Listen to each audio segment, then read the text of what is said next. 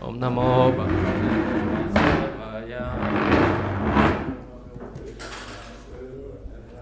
Om Namo Bhagavate Vasudevaya. Om Namo Bhagavate Vasudevaya. Hare Krishna, we're reading from Srimad-bhagavatam. We're starting today chapter 13, the stealing of the boys and calves by Brahma. So we'll read the summary of the chapter and then text number 1. This chapter describes Lord Brahma's attempt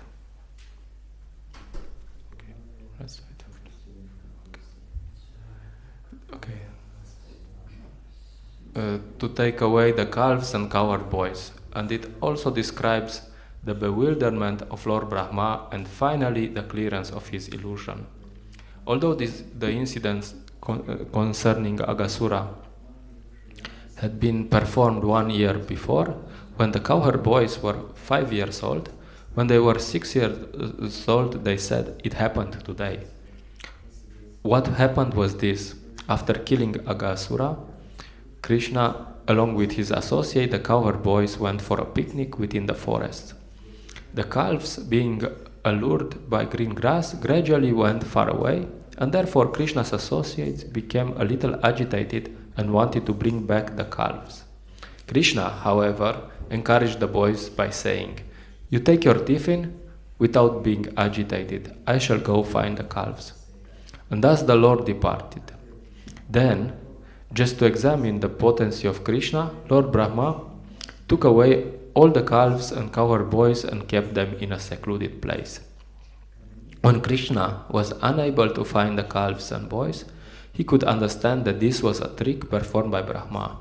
Then, the Supreme Personality of Godhead, the cause of all causes, in order to please Lord Brahma, as well as his own associates and their mothers, expanded himself to become the calves and boys exactly as they were before.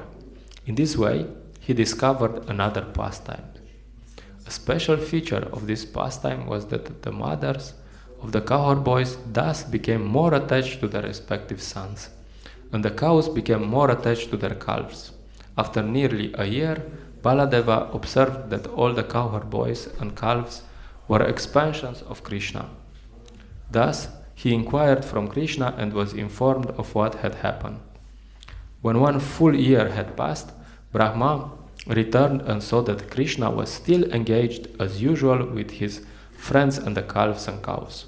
Then Krishna exhibited all the calves and cowherd boys as 4-armed forms of Narayana. Brahma could then understand Krishna's potency, and he was astonished by the pastimes of Krishna, his worshipable Lord. Krishna, however, bestowed his causeless mercy upon Brahma and released him from illusion. Thus Brahma began to offer prayers to glorify the Supreme Personality of Godhead. Keep it for Maharaj for evening. Shishuka uvacha. Just now coming. Yes.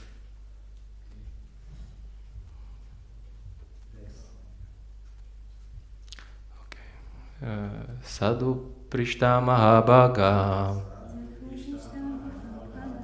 Tvaya Bhagavato Tama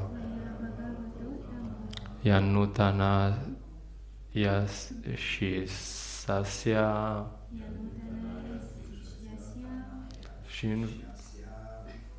Shinvan Api Katamuhu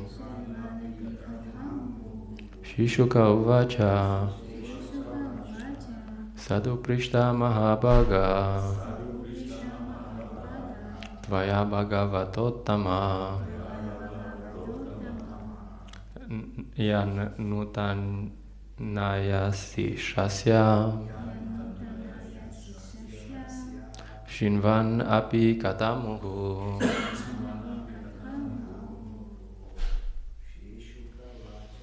Shishuka Uvacha Sadhu Prishta Mahabhaga Tvaya Bhagavatottama Nutanaya Sishasya Shivanapi Katamuhu Shishuka Vacha Sadhu Prishta Mahabhaga Tvaya Bhagavatotama Nutanaya Sishasya Shivanapi Katamuhu.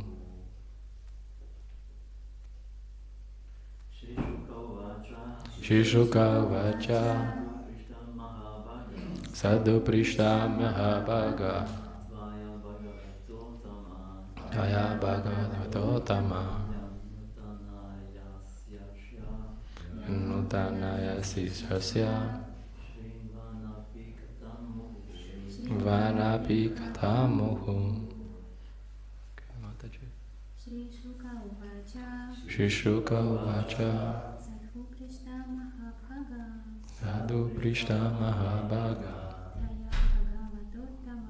Tvaya Bhagavatotama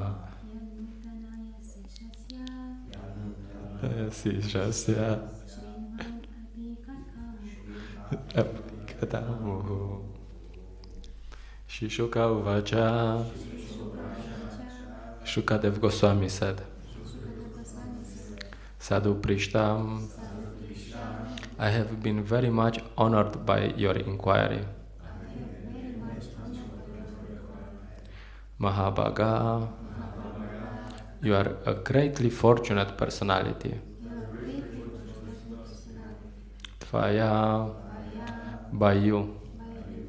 Bhagavata Uttama, O best of devotees. Yat, because Nutanayasi, you are making newer and newer. Ishasya, of the Supreme Personality of Godhead.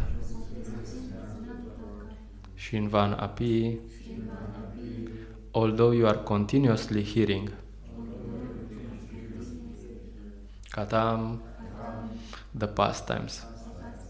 Muhu, again and again. Translation and purport by His Divine Grace A.C. Bhaktivedanta Swami Srila Prabhupada Ki Jai. Srila Shukadev Goswami said, O best of devotees, most fortunate Parikshit, you have inquired very nicely, for although constantly hearing the pastime of the Lord, you are perceiving His activities to be newer and newer. Purport. Unless one is very advanced in Krishna consciousness, one cannot stick to hearing the pastimes of the Lord constantly. Nityam nava nava ya manam. Even though advanced devotees hear continually about the Lord for years, they still feel that these topics are coming to them as newer and fresher. Therefore, such devotees cannot give up hearing of the pastimes of Lord Krishna. Premanjana churita bhakti vilochanena santa sadaiva hridayeshu vilokayanti. The word santa is used to refer to persons who have developed love for Krishna. Yam shama sundaram achintya guna svarupam govindam adipurusham tamaham bhajami. Brahma Samhita 5.38. Parikshit Maharaj therefore is addressed as Bhagavato Totama, the best of devotees, because unless one is very much elevated in devotional service, one cannot feel ecstasy from hearing more and more and appreciate the topics as ever fresher and newer. Namo Vishnupadaya Krishna Preshtaya Bhutale Shimate Praladananda Swamiti Namine. Namo Vishnupadaya Krishna Preshtaya Bhutale Shimate Bhakti-vedanta Swamiti Namine. Namaste Sarasvate Deve Gauravani Pracharine Vishashashunyavadi Vashyate Adeshatarine. Jai Shri Krishna Chaitanya Prabhu Nityananda Shri Advaita Gadadara Shivasadi Gaura Bhakta Vrinda. Hare Krishna Krishna Krishna Hare Hare, Hare-rama Rama Rama Hare Hare. Here we see the proper example where we should want to be. Srila Prabhupada says that we should be able to hear for years. Maharaj Parikshit is never satiated. He doesn't have enough. You know, like, okay, you are talking to me about Krishna for 1 hour now. Now, let's go take prasadam. Let's do something serious. Let's get to the real business. Maharaj Parikshit is hearing srimad-bhagavatam for 1 week without eating. They don't have prasadam breaks. They don't have any breaks. They just talk about Krishna and they are in ecstasy. Shukadev Goswami also, he's speaking about Krishna for 1 week and he's in ecstasy. So we can see this example of other devotees depending on their way how to serve the Lord. Hanuman is also serving 24/7. And there's he's so anxious to serve Lord Ramachandra that he's always looking for some service. And sometimes there's I hope it's there's one incident when the others are complaining. He's doing there's nothing left for anyone to do, you know, like, because he has such a capacity, so he does everything. And they are complaining. They make a committee and says, "Okay, we'll get his services, his off service for now." And then he's very upset. And he's like, "Okay, this service is taken. I have a list of services, and there's no service for him." And then he finds his service that whenever Lord Ramachandra, how you say this in English?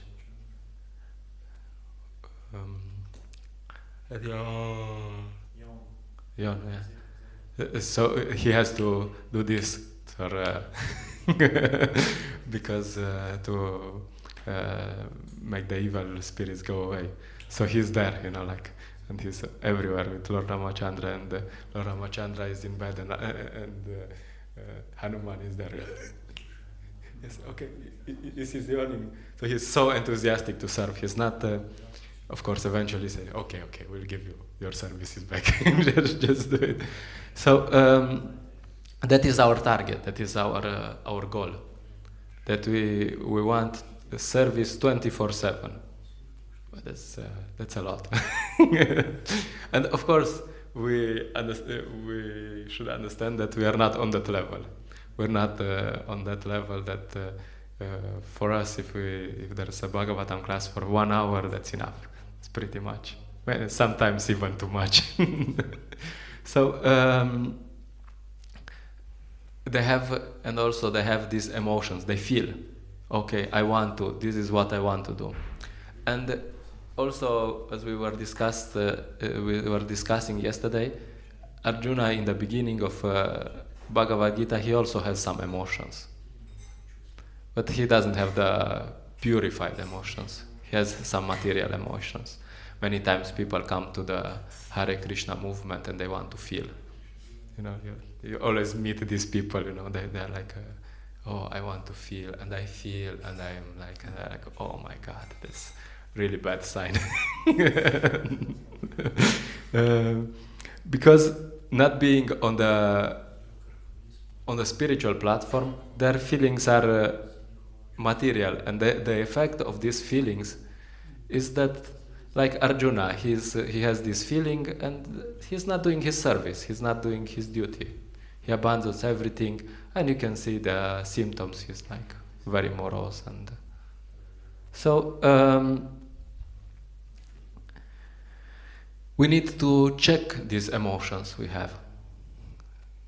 We have these material emotions. We need to know, okay, these emotions might be good, but maybe not so good.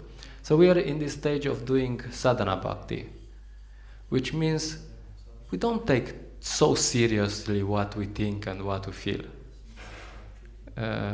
Today I feel like doing japa, so I will do it. Tomorrow I don't feel like doing japa, so I won't do it. That's the classical problem of these emotional persons when they come to the Hare Krishna movement. They're like, yeah, today I feel, so I'm doing 16 rounds. And tomorrow, I mean, if I don't feel, what can I do? If I don't feel, I don't feel. So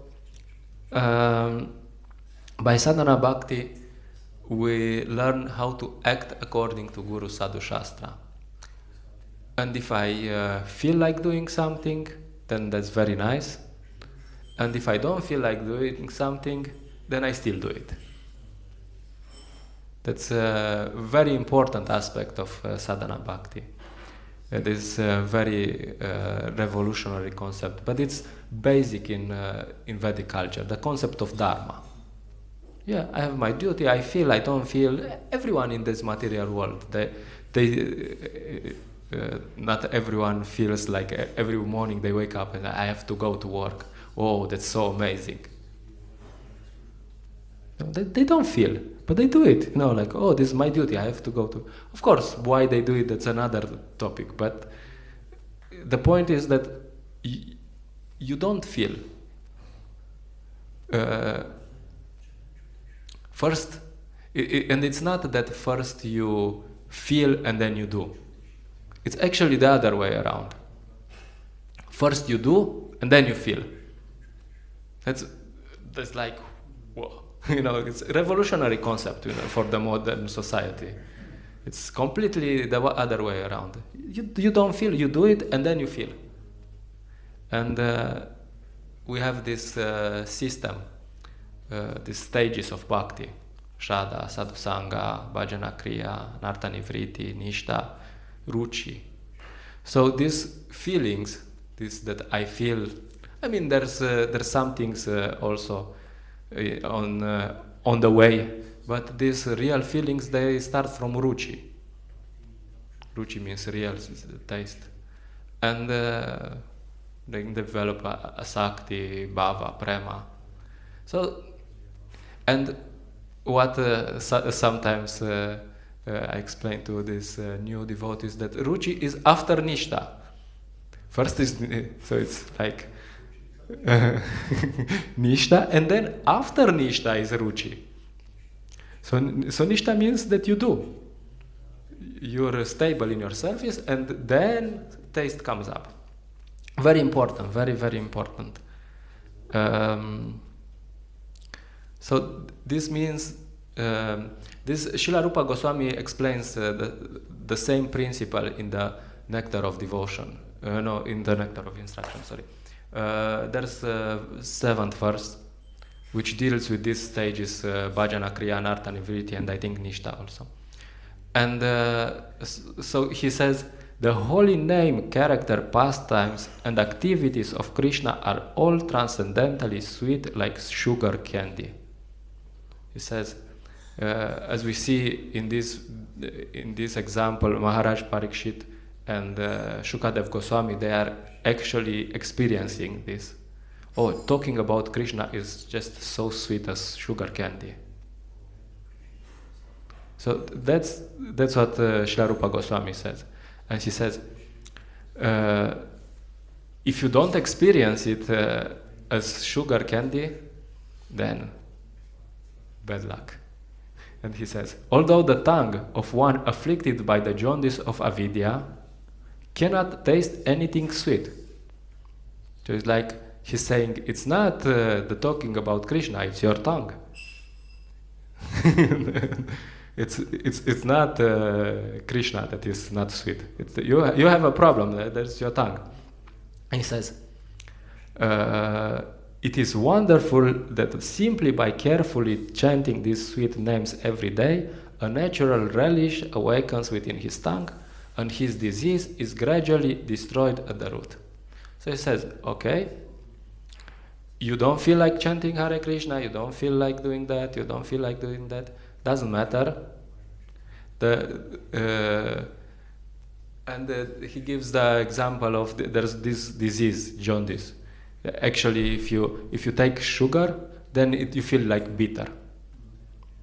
I don't know, I didn't have it, but that's and the official cure for this jaundice is sugar. You eat a lot of sugar. So in the same way, the holy name and pastimes of Krishna, and they are, if they are not sweet, that's because of the ignorance, of the jaundice of avidya, of our ignorance, And the solution is that we continue to eat them, to taste these pastimes. You have to hear. So, Srila Rupa Goswami says, yes, okay, if you don't hear, no problem, continue to hear, continue to do service, continue, and then you will feel. No problem. So it's very simple solution. You like chanting Hare Krishna, you don't like chanting Hare Krishna, you chant, and after you chant, you feel, oh, that's so nice actually. Wow, amazing. Okay, so this is the principle. And when we come to the Krishna consciousness movement, we come from different perspective. We think it's all about us. It's about me. I mean, for some it's more visible. For some, we had this Goranga club, and this guy came, and he was like talking all the time, as it was all about him. And which I mean, I'm completely okay with that. I'm used to this. We had one friend in Romania. He came to the program, and after he would tell me all his life, and I was like, yes.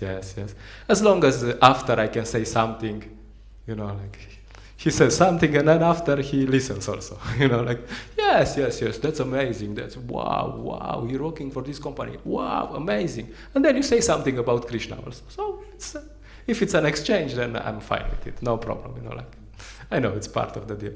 And eventually you expect them to also hear, like, and of course after we said, oh, so what's next? Well, next I will tell you also the Vedic perspective on this topic. So like, okay, I'm busy, I have to go.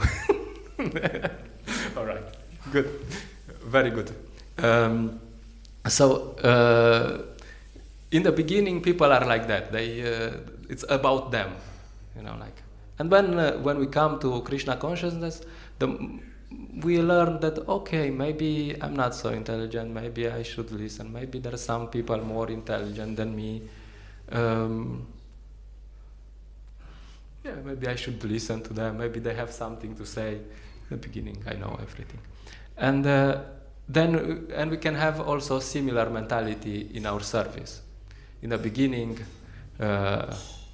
when they ask us to do something, we're like, okay, I will do you this favor this time. So we think, okay, I'm doing you a favor. Like you're asking me to help you with something, and then I'm doing you a favor, and actually you owe me one. I do this for you, and then after you have to do something for me, and then we're cool. And then next time I will do something for you also, if I want. So this is initial mentality. But with time we understand that actually Krishna doesn't need our service. It's not that Krishna came to Ljubljana, Panchatattva came to Ljubljana because they are hungry.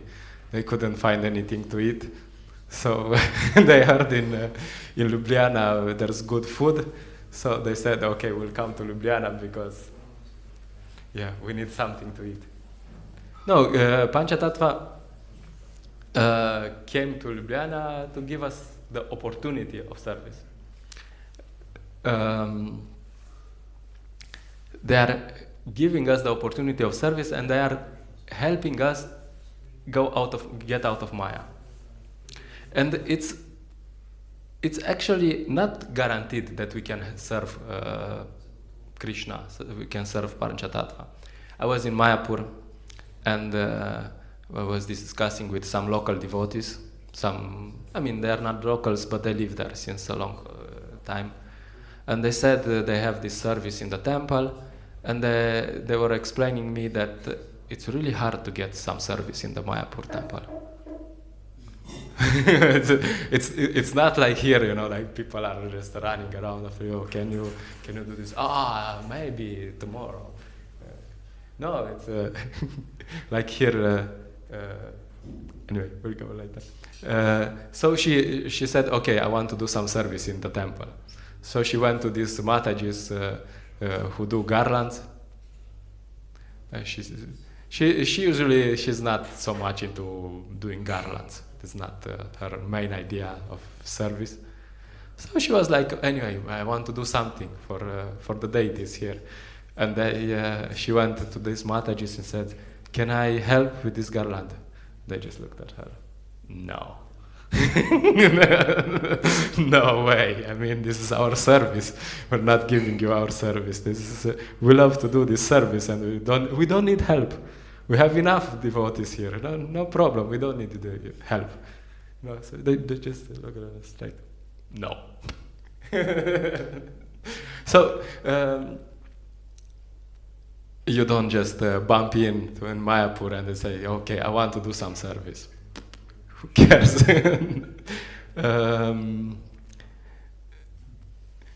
Like here, if you have a Brahminical initiation, for example, you just go and show your thread to the Vendra,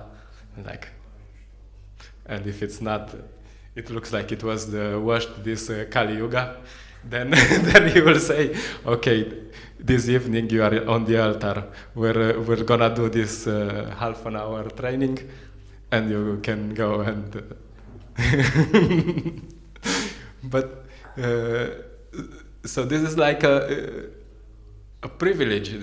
You go to Mayapur and you say, okay, I come here, I want to do some circles for the deities. They will just look at you like, come on. I mean, for example, you have to be really qualified to do some pujari service in Mayapur. For example, for Lord Nisimha, the official standard, especially for this Ugra Nisimha that is there in Mayapur, the standard is that you have to be a Naishtika Brahmachari. That's the standard. You never seen a woman in your life. That's it. That's it. So there is a very high standard of purity that is required for that. You don't just oh, it's me. So yeah, there's we will tell the story some other time. The story about this Lord Nisimha is very, very interesting. But it's very high requirements for worshipping Lord Nisimha. So having a service in the temple is something very valuable, and we should understand that if we all disappear somehow, Panchatattva will just invent some devotees and they will come and they will take care of the temple. We should have this mentality. I mean, of course, this doesn't mean that we should treat devotees like, oh, if you're not here, we should have loving exchanges, but for ourselves, we should understand that if you go, then no problem. Panchatattva will find someone else. And it's so nice that they are doing us a favor by accepting our service. Sometimes I'm serving Maharaj and he goes and he says thank you. And then, of course, I'm like realizing, not every time, of course, that he's doing me a favor, by accepting my service. It's not that he's like, I really need this service. So maybe from some external perspective, but if it's not me, then it would be someone else, no problem. But he's doing me a favor, but giving me this service, giving me his association, and giving me the opportunity to do some service, because otherwise I would be in Maya. So he's like, okay, just do something around that, just that you're not in Maya. So this realization should be there, that actually the person who is engaging us in service, he is doing us a favor, not we are doing him a favor. It's like, wow, but it's true, it's from transcendental, from spiritual perspective, it's true.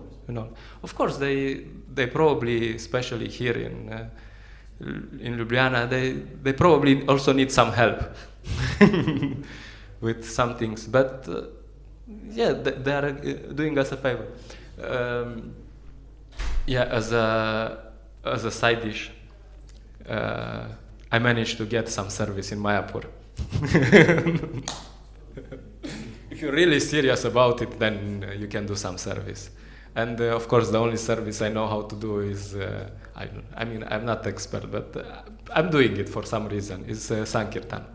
So I went to this devotee, and after they told me that it's very hard to find some service in Mayapur, and I was like, all right, challenge taken. So I just went to some devotee who had this book table, and I said, Prabhu, can you give me some books? And I will distribute here, and then whatever I collect, I will give it to you, and so on. And he said, that's very nice, and that's good, that's amazing, but you have to talk with this Prabhu who is in charge here, and is coming in the evening, and yeah, you talk to him and see, and yeah. So like, okay, maybe it's a sign. He was not like no, but he said, okay, you talk to whoever is in charge and so on. So, like, Prabhu, I just want some books. I'll just go and distribute some books and come 1 hour and come give you Lakshmi. Yeah, complicated. And I was like, okay, maybe it's a sign. So I stayed like for a few minutes, and then I said, let's try again. So I found some other devotee, this young brahmachari, who had this book table, and I found him, and I was like, oh, Prabhu, can you give me some books? And I'll just give, because when you go for Sankirtan, you don't, if you pay the books before, you don't know which books you need, like it's good to have more books than you need, and variety, and so on. So he said, yeah, sure, of course. So I just took some books, he gave me some books. And I went there, inside, just on the alley, I just talking to this, stopping everyone, like these Indians, they really stop when, if you're a Western brahmachari, they stop. That's like, wow. I mean, they have so much respect for a brahmachari, because it's not like in the West, like in India, if you want to be a brahmachari, you want to wear orange, have to be really serious, and you have to live in the temple for some time and follow high standards. It's like serious. It's not a joke. You don't just go around, okay, can I wear orange from tomorrow? Yeah, all right.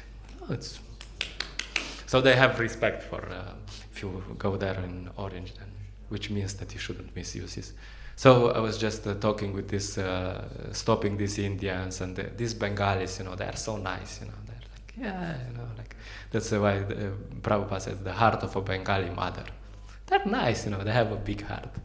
So I just stopped, and I was doing this for 1 hour. I distributed like 10 books, and then I just went to this brahmachari and gave him the Lakshmi, and that was it. And actually he had the realization. He had this realization that nobody will take his service. If he gives his service, helps with,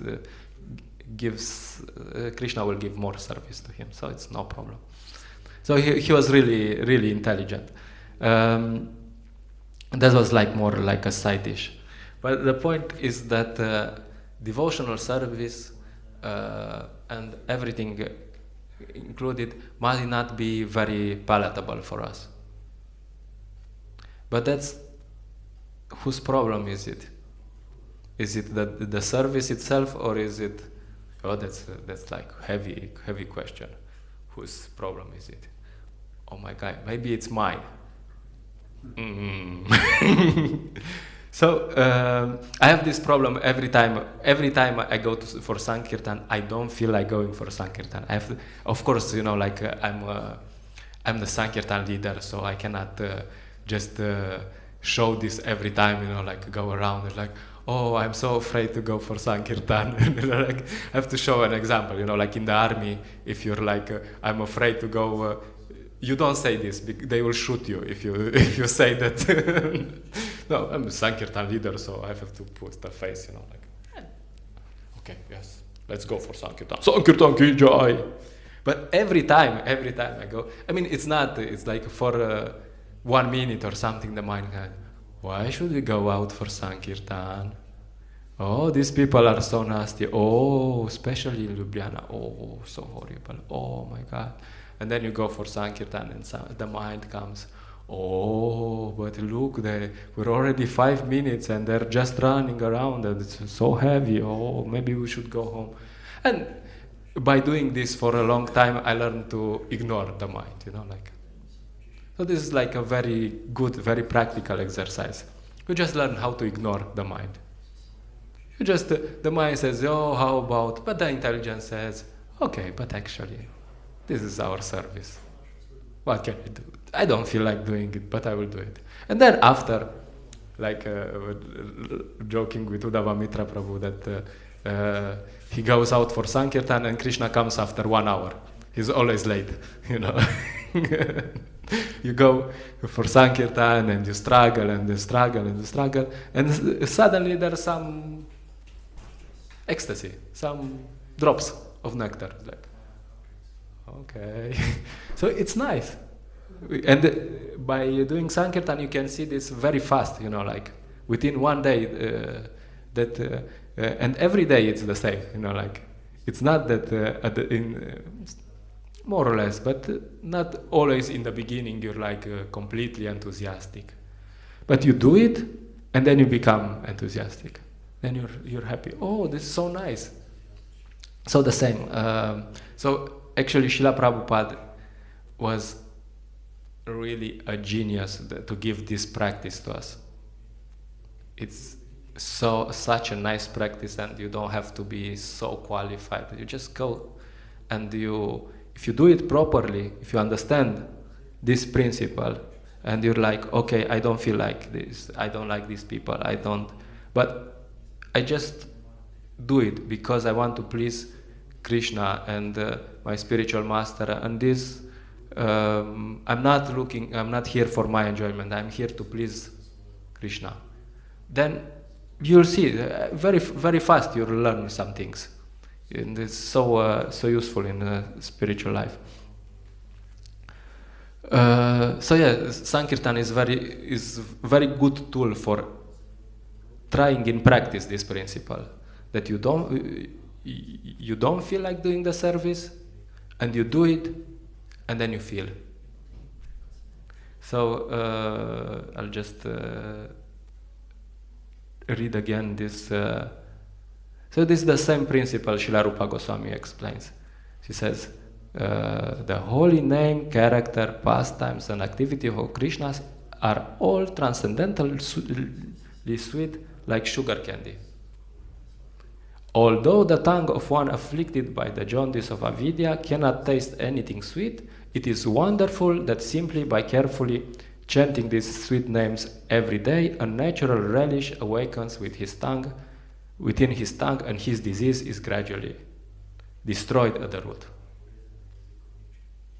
That's all. That's Srila Rupa Goswami's solution. This nectar of instruction is really very important for the devotees. It's it is text 7.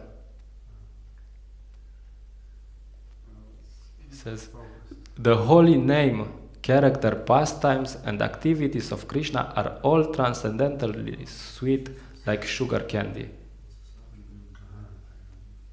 Although the tongue, this is first part, the holy name is sweet, our service is sweet.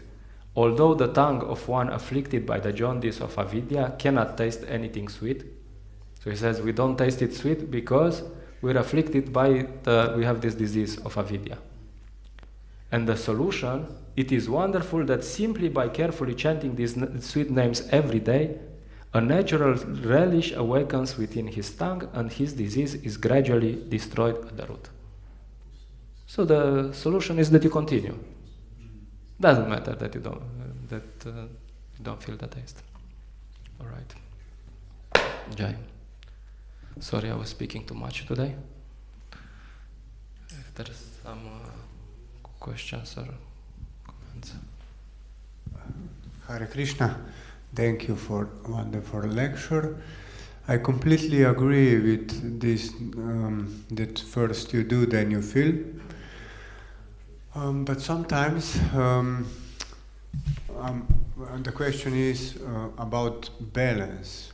Sometimes if you all the time just do it, and you can become a little harsh to yourself, and then it's on the long run not healthy anymore.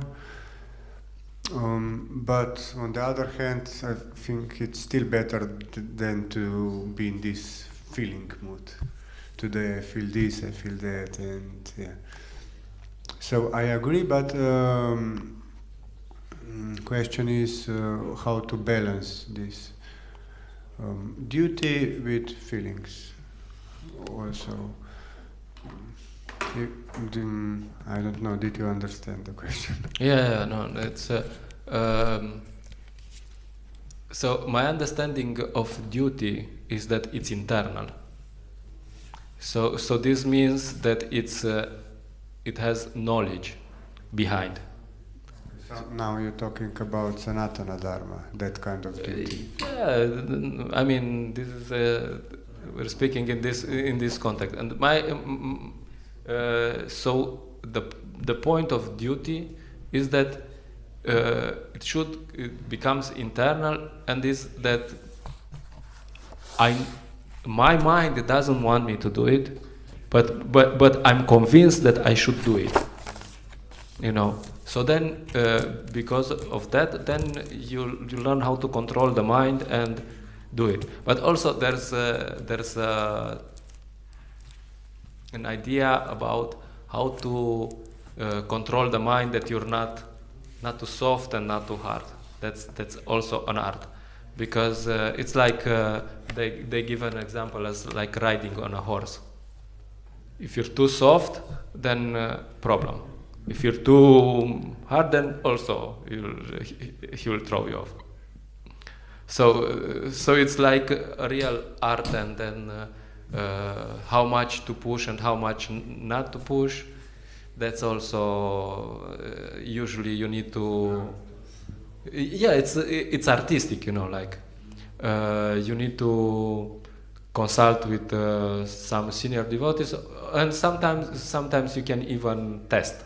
You know, like when we have preaching programs, or when I'm dealing with new people, what I usually do is I test, and then I'm very attentive to the reaction.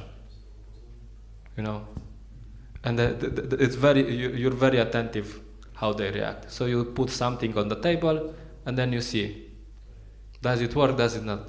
So this and my experience is that I can, and if it goes in the wrong direction, I immediately change. Okay. Yeah, I say, okay, you should not smoke. How open is he to this idea? And if it's not open, I just drop it and I go somewhere else. You know, like some other direction. I always do like that. So the same, the mind, you have to push a bit, and then do some release, and then push a bit and some release. You know, you cannot always push, and you cannot always release. So that's an art, you know, like how to discipline the mind.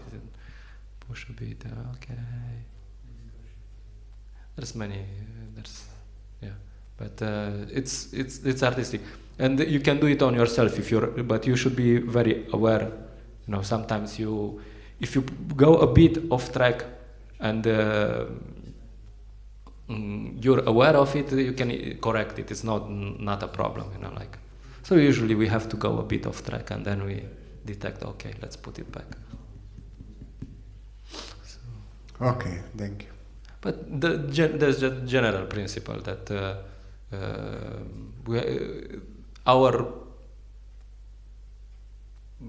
we try to discipline the mind that we do whatever what we know should be done.